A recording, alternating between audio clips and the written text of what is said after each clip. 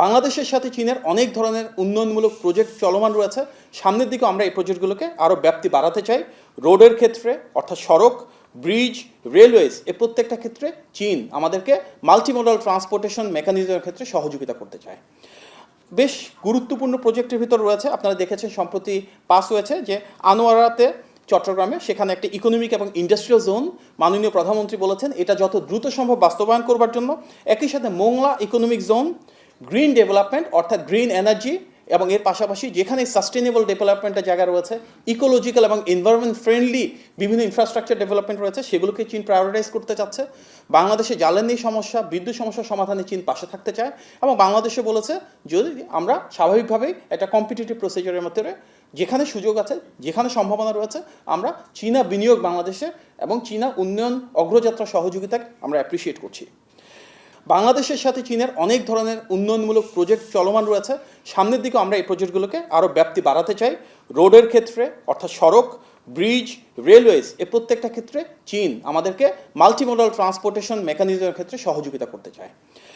বেশ গুরুত্বপূর্ণ প্রজেক্টের ভিতর রয়েছে, আপনারা দেখেছেন সম্প্রতি পাস হয়েছে যে আনোয়ারাতে চট্টগ্রামে সেখানে একটা ইকোনমিক এবং ইন্ডাস্ট্রিয়াল জোন মাননীয় প্রধানমন্ত্রী বলেছেন এটা যত দ্রুত সম্ভব বাস্তবায়ন করবার জন্য। একই সাথে Mongla economic zone, green development অর্থাৎ গ্রিন এনার্জি এবং এর পাশাপাশি যেখানে সাস্টেনেবল ডেভেলপমেন্টের জায়গা রয়েছে, ইকোলজিক্যাল এবং এনভায়রনমেন্ট ফ্রেন্ডলি বিভিন্ন ইনফ্রাস্ট্রাকচার ডেভেলপমেন্ট রয়েছে, সেগুলোকে চীন প্রায়োরিটাইজ করতে চাচ্ছে। বাংলাদেশে জ্বালানি সমস্যা, বিদ্যুৎ সমস্যার সমাধানে চীন পাশে থাকতে চায় এবং বাংলাদেশে বলেছে যদি আমরা স্বাভাবিকভাবেই একটা কম্পিটিটিভ প্রসিজারের মধ্যে যেখানে সুযোগ আছে, যেখানে সম্ভাবনা রয়েছে, আমরা চীনা বিনিয়োগ বাংলাদেশে এবং চীনা উন্নয়ন অগ্রযাত্রা সহযোগিতা আমরা অ্যাপ্রিসিয়েট করছি। বাংলাদেশ থেকে মায়ানমার এবং চীন হয়ে একটি ইকোনমিক করিডর তৈরি করা যায়, যে ইকোনমিক করিডরের মূল উদ্দেশ্য হবে বাংলাদেশের অর্থনীতিকে আরও ব্যাপ্তি বাড়ানো, ইকোনমিক ট্রানজ্যাকশন বাড়ানো এবং মাল্টিমোডাল ট্রান্সপোর্টেশনটাকে আরও এনহ্যান্স করা।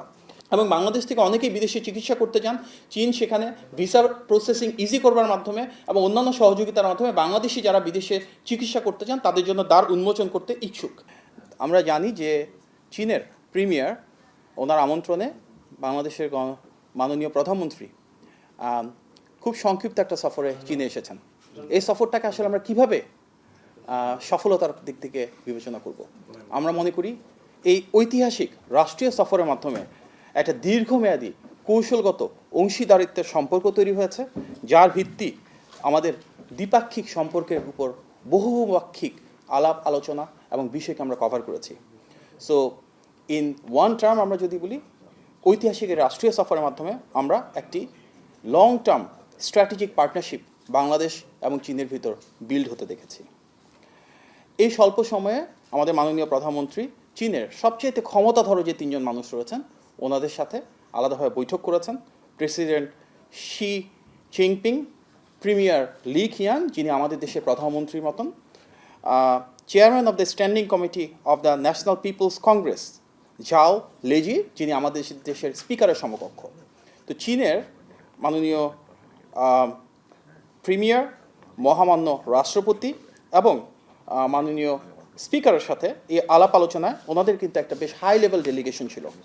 এই মিটিংগুলোতে বিভিন্ন সময় উপস্থিত ছিলেন state councillor and secretary general of the state council চীনের, minister of foreign affairs, chairman of national development and reform commission, Minister of Commerce, Minister of Finance, People's Bank of China Governor, China International Development Corporation Agency Chairman, Foreign Affairs Vice Minister, Deputy Foreign Minister, National Development এবং Reform Commissioner Vice Chairman, NPC Foreign Affairs Committee Chairman, NPC Standing Committee Secretary General, NPC Constitution and Law Committee Chairperson, NPC Education, Science, Culture and Public Health Committee Vice Chairperson, NPC Standing Committee Secretary General, President Officer Director, President Officer Secretary এবং বাংলাদেশে চীনের নিযুক্ত ambassador.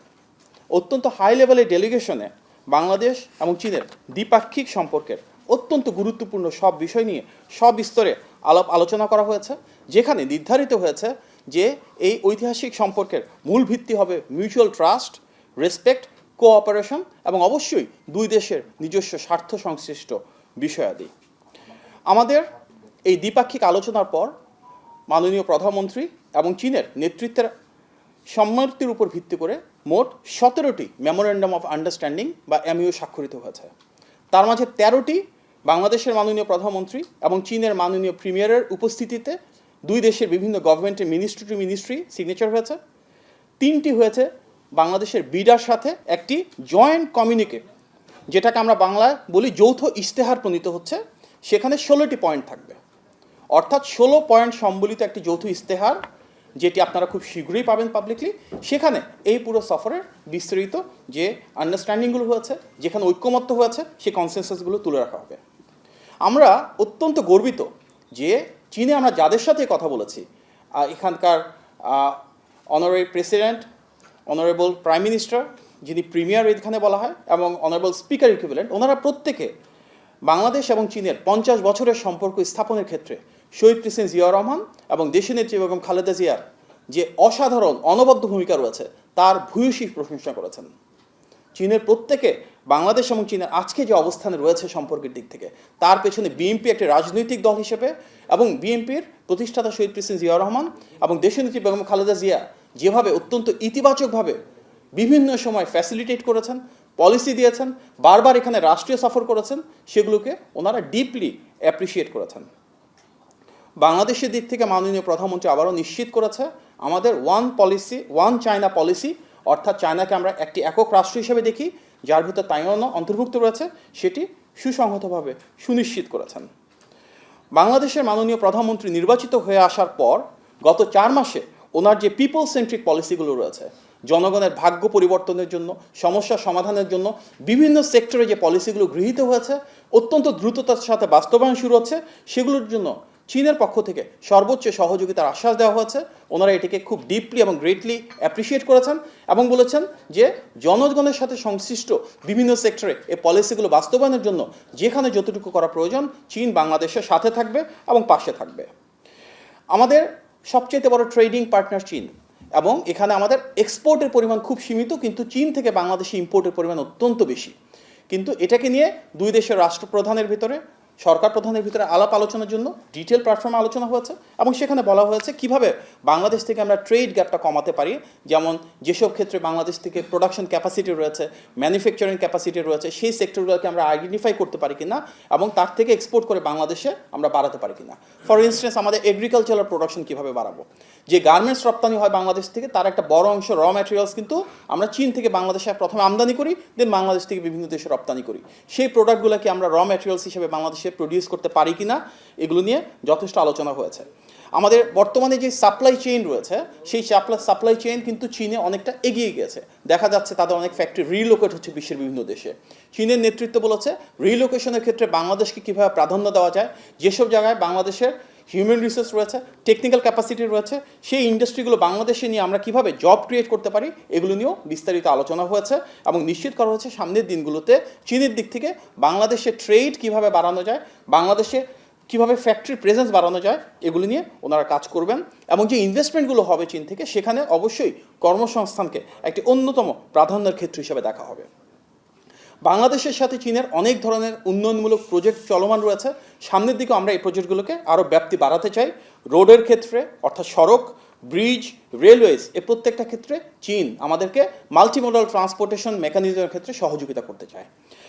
বেশ গুরুত্বপূর্ণ প্রজেক্টের ভিতর রয়েছে, আপনারা দেখেছেন সম্প্রতি পাস হয়েছে যে আনোয়ারাতে, চট্টগ্রামে, সেখানে একটা ইকোনমিক এবং ইন্ডাস্ট্রিয়াল জোন মাননীয় প্রধানমন্ত্রী বলেছেন এটা যত দ্রুত সম্ভব বাস্তবায়ন করবার জন্য।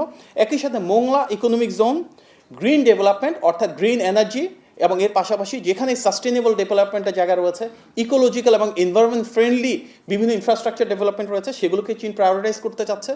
বাংলাদেশে জ্বালানি সমস্যা, বিদ্যুৎ সমস্যার সমাধানে চীন পাশে থাকতে চায় এবং বাংলাদেশে বলেছে যদি আমরা স্বাভাবিকভাবেই একটা কম্পিটিটিভ প্রসিজারের মধ্যে যেখানে সুযোগ আছে, যেখানে সম্ভাবনা রয়েছে, আমরা চীনা বিনিয়োগ বাংলাদেশে এবং চীনা উন্নয়ন অগ্রযাত্রা সহযোগিতাকে আমরা অ্যাপ্রিসিয়েট করছি। চীনের একটা দীর্ঘদিনের এক্সপিরিয়েন্স রয়েছে ওয়াটার ম্যানেজমেন্টের ক্ষেত্রে, এবং বাংলাদেশে আমরা জানি তিস্তা মহাপরিকল্পনা, যেটি বিএনপি নির্বাচনী ইশতেহারে ছিল, সেটি বাস্তবায়ন প্রক্রিয়া আমরা যাচ্ছি। এখানকার প্ল্যানিং, ফিজিবিলিটি স্টাডি এবং টেকনিক্যাল যে কোনো সাপোর্টে তিস্তা মহাপরিকল্পনা সহ পানি ব্যবস্থাপনায় চীন গুরুত্বপূর্ণ ভূমিকা রাখতে চায় এবং বাংলাদেশ থেকেও আমরা স্বাভাবিকভাবেই যদি সেখানে আমাদের কস্টিংয়ের অ্যাডভান্টেজ থাকে, যদি আমরা টেকনিক্যাল সাপোর্টটা প্রপারলি পাই, এবং যেহেতু আমাদের এখানে স্বাভাবিকভাবেই বিএনপি নির্বাচনী ইশতেহার বাস্তবায়নের জন্য প্রণীত উদ্যোগগুলোর সাথে চীনের দীর্ঘদিনের যে এক্সপার্টিস রয়েছে, এক্সপিরিয়েন্স রয়েছে, সেটা অ্যালাইন করছে। এক্ষেত্রে আমরা সামনের দিনগুলোতে খুব ডিপ রুটেড কোলাবোরেশন প্রত্যাশা করছি।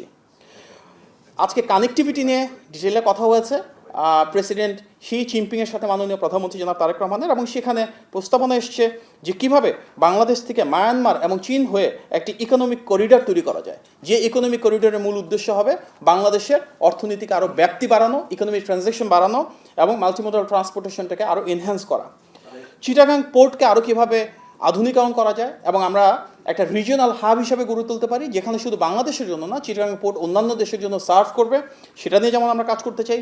একই সাথে মংলা পোর্টকে আপগ্রেড করবার জন্য এবং মংলা পোর্টকে আরও বেশি প্রোগ্রেসিভ করবার জন্য, সার্ভিস ওরিয়েন্টেড করবার জন্য চীন আগ্রহ প্রকাশ করেছে এবং বাংলাদেশ থেকেও আমরা সেগুলো নিয়ে আলোচনা করেছি।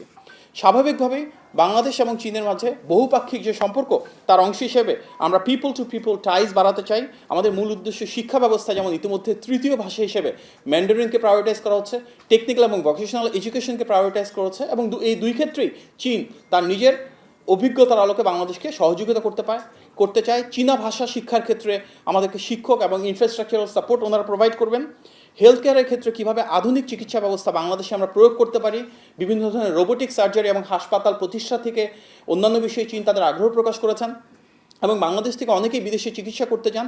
চীন সেখানে ভিসা প্রসেসিং ইজি করবার মাধ্যমে এবং অন্যান্য সহযোগিতার মাধ্যমে বাংলাদেশি যারা বিদেশে চিকিৎসা করতে চান তাদের জন্য দ্বার উন্মোচন করতে ইচ্ছুক। এর পাশাপাশি সংস্কৃতি, মিডিয়া, টেকনোলজি, সামগ্রিকভাবে নলেজ ট্রান্সফার এবং এমপ্লয়মেন্ট জেনারেশন নিয়ে আমরা পিপল টু পিপল অর্থাৎ দুই দেশের ভিতরে সম্পর্ক আরও বাড়াতে চাই। সুতরাং সেখানে ঐতিহ্যের বিষয় রয়েছে, তথ্যের বিষয় রয়েছে, প্রযুক্তির বিষয় রয়েছে। প্রতিটি ক্ষেত্রে আমরা চাই দুই দেশের জনগণের ভিতর আরও সম্পর্ক বৃদ্ধি হোক এবং এগুলো নিয়ে দুই দেশের নেতৃত্বে আলোচনা করেছেন। আমরা সবাই জানি রোহিঙ্গার বিষয়ে বাংলাদেশের অবস্থান খুব সুনিশ্চিত। আমরা চাই সেফ, ভলান্টারি এবং ডিগনিফাইড ওয়েতে যারা আমাদের দেশে রোহিঙ্গা রয়েছেন ওনারা নিজ দেশে ফেরত যাক। এ বিষয়ে চীন আমাদেরকে কথা দিয়েছে যে আমরা যখন চাই ওনারা মায়ানমারের সাথে আমাদেরকে কোনো ডায়ালগ প্রয়োজন হলে সেখানে ফ্যাসিলিটেট করবে, এবং আমরা সেফ, ভলান্টারি এবং ডিগনিফাইড ওয়েতে রোহিঙ্গা প্রত্যাবাসন, যেটা ইতিপূর্বে শহীদ প্রেসিডেন্ট জিয়াউর রহমান এবং দেশনেত্রী বেগম খালেদা জিয়ার সময় শুধুমাত্র সম্ভব হয়েছিল, আমরা এ বিষয়ে সামনে আলোচনা শুরু করব। ফরেন এবং ডিফেন্স, এই দুটো অত্যন্ত গুরুত্বপূর্ণ বিষয় নিয়ে ফর দ্য ফার্স্ট টাইম বাংলাদেশের সাথে চায়নার 2+2 একটা আন্ডারস্ট্যান্ডিং হয়েছে, যেখানে দুই দেশের ফরেন মিনিস্ট্রি এবং ডিফেন্স মিনিস্ট্রি থেকে রিপ্রেজেন্টেটিভ যারা রয়েছেন ওনাদের নিয়মিত ভিত্তিতে সামনের দিনগুলোতে ডায়ালগ শুরু হবে। এই ইনস্ট্রুমেন্টের ডিটেলসটা ওয়ার্কআউট করা হচ্ছে। বাংলাদেশের সভরেন্টি বা সার্বভৌমত্ব, ইন্ডিপেন্ডেন্স বা স্বাধীনতা এবং টেরিটোরিয়াল ইন্টিগ্রিটিকে সম্মান জানিয়ে চীন বলেছে গণতান্ত্রিক ব্যবস্থায় বাংলাদেশে যেভাবে গণমানুষের আকাঙ্ক্ষার বহিঃপ্রকাশ ঘটছে, একটি সরকার যেটি পররাষ্ট্রনীতি হবে স্বাধীন, সার্বভৌম বাংলাদেশের বহিঃপ্রকাশ, সেটি নিশ্চিত করা হবে। প্রত্যেকটা দেশ স্বাভাবিকভাবেই বাংলাদেশও চায় যেমন স্বাধীন সার্বভৌম থাকতে, চীনও চায় তার মতন করে স্বাধীন সার্বভৌমভাবে দেশ পরিচালনা করতে। এটা একটা গ্লোবাল ভ্যালিউজ যেটা আমরা হোল্ড করতে চাচ্ছি। বাংলাদেশ এবং চীনের বাইল্যাটারাল টাইজের পাশাপাশি মাল্টিল্যাটারাল টাইজ অর্থাৎ আন্তর্জাতিক ক্ষেত্রে ইউএন বিভিন্ন বডিজে বাংলাদেশের অ্যাসপারেশনস রয়েছে। স্বাভাবিকভাবে যেমন আমরা UNGA-তে কিছুদিন আগে ইলেকশনস হলো, যেখানে বাংলাদেশ বিজয়ী হয়েছে, সেখানে চীন সহযোগিতা করেছে। চীন বাংলাদেশকে কংগ্রেচুলেট করেছে এবং বাংলাদেশ থেকে ধন্যবাদ জানানো হয়েছে ওনাদের সহযোগিতার জন্য। ব্রিক্স মেম্বারশিপের জন্য বাংলাদেশ যখন অ্যাপ্লিকেশন করবে চীন সেটাকে স্বাগত জানিয়েছে। ওভারঅল মাননীয় প্রধানমন্ত্রী জনাব তারেক রহমান যেহেতু জনগণ দ্বারা ক্ষমতায়িত একজন রাষ্ট্রপ্রধান, সরকার প্রধান, দীর্ঘদিন পর বাংলাদেশের থেকে বিদেশে এসেছেন। স্বাভাবিকভাবেই আমরা দেখেছি মালয়েশিয়া, তারপর ওয়ার্ল্ড ইকোনমিক ফোরাম এবং বর্তমানে চীনে ওনাকে অনেক বেশি সম্মান, আন্তরিকতা এবং ভালোবাসা দিয়ে বরণ করা হচ্ছে। তিনি সমগ্র দেশের যে আবেগ এবং গৌরবকে ধারণ করে বিশ্ব দরবারে যেভাবে বাংলাদেশকে তুলে ধরছেন, শোল্ডার টু শোল্ডার স্ট্যান্ড করছেন এবং যেভাবে রিসিভড হচ্ছেন যে ডিগনিফাইড ওয়েতে, এটা বাংলাদেশের জন্য এটা অনেক বড় গৌরবের বিষয়। আমাদের আজকের যে আলোচনা হয়েছে প্রেসিডেন্টের সাথে আমাদের বাংলাদেশের মাননীয় প্রধানমন্ত্রীর, এখানে একটা বিষয় ক্লিয়ার যে আমাদের একটা নিউ ব্লুপ্রিন্ট হয়েছে ফর লং টার্ম, সাস্টেইনড এবং ট্রাস্টেড রিলেশন। এই নিউ ব্লুপ্রিন্টের মাধ্যমে আমরা বাংলাদেশ এবং চীনের সম্পর্ককে একটি নতুন উচ্চতা নিয়ে গিয়েছে এবং তার উপর ভিত্তি করে আগামীর বাংলাদেশের জন্য একটি নতুন অধ্যায় সূচিত হবে, যেখানে বাংলাদেশে বিনিয়োগ, বাণিজ্য, কর্মসংস্থান সৃষ্টি, দ্বিপাক্ষিক সম্পর্ক, মানুষের সাথে মানুষের সম্পৃক্ততা, উন্নয়ন, এ ধরনের বহুপাক্ষিক বিষয়ে দ্বিপাক্ষিক সম্পর্কের যে ধারাতে আমরা এসে পৌঁছেছি সেটাকে ধারণ করে কিন্তু একটা দীর্ঘমেয়াদী কৌশলগত অংশীদারিত্বের সুসম্পর্ক ইনশাল্লাহ নিশ্চিত করব। প্রিয় সাংবাদিক ভাই ও বোনেরা, আপনারা অনেকেই বেশ কষ্ট করেছেন, ঢাকা থেকে এসেছেন, তার জন্য আমি আবার আপনাদের সবাইকে আন্তরিকভাবে ধন্যবাদ এবং কৃতজ্ঞতা জানাই। মাননীয় প্রধানমন্ত্রীর দিক থেকে আপনাদেরকে আন্তরিকভাবে সাধুবাদ জানাচ্ছি এবং খুব স্বল্প সময়ের ভিতর আপনারা উপস্থিত হয়েছেন। এটা গত বেশ কয়েকদিন ধরেই আমাদের মালয়েশিয়াতে, তারপর ওয়ার্ল্ড ইকোনমিক ফোরামে এবং বর্তমানে এই বেইজিংয়ে মূলত পেছন থেকে পুরো কাজটা করেছে প্রেস টিমের অতিরিক্ত সচিব আতিকুর রহমান রুমন ভাই, উপপ্রেস সচিব জাহিদুল ইসলাম রনি ভাই, উপপ্রেস সচিব সুজন মাহমুদ ভাই, উপপ্রেস সচিব শাহাদাত স্বাধীন ভাই, সহকারী প্রেস সচিব নাজমুল হক খান ভাই, এবং এখানে মাননীয় প্রধানমন্ত্রীর ব্যক্তিগত ফটোগ্রাফার খালেদ হোসেন পরাগ ভাই রয়েছেন, আরেক ফটোগ্রাফার খালেদ ভাই রয়েছেন। ওনারা প্রত্যেককে আন্তরিকভাবে ধন্যবাদ, গভীর কৃতজ্ঞতা জানাই। আপনাদের খুব স্বল্প সময় ওনারা অর্গানাইজ করেছেন এবং আপনাদের প্রতি আরও ধন্যবাদ জানাচ্ছি, কারণ আমাদের যে অবস্থানটুকু বা যা ঘটছে আপনারা সারা বাংলাদেশের সামনে সেগুলো নিয়মিত তুলে ধরছেন। এখানে হুমায়ুন কবির ভাই রয়েছেন, মাননীয় প্রধানমন্ত্রীর পররাষ্ট্র বিষয়ক উপদেষ্টা, যেহেতু ফরেন মিনিস্ট্রি অর্গানাইজ করছে স্বাভাবিকভাবে ওনার ডিটেল ইনফরমেশন রয়েছে, উনি এটা আপনাদের সামনে উপস্থাপন করবে। আমার সামনে একটা মিটিং আছে, আমি আপনাদের কাছ থেকে বিদায় নিচ্ছি এবং সামনে আশা করছি যে ঢাকায় পরবর্তীতে ইনশাল্লাহ আমাদের অবশ্যই দেখা হবে। আপনার সবাই এখন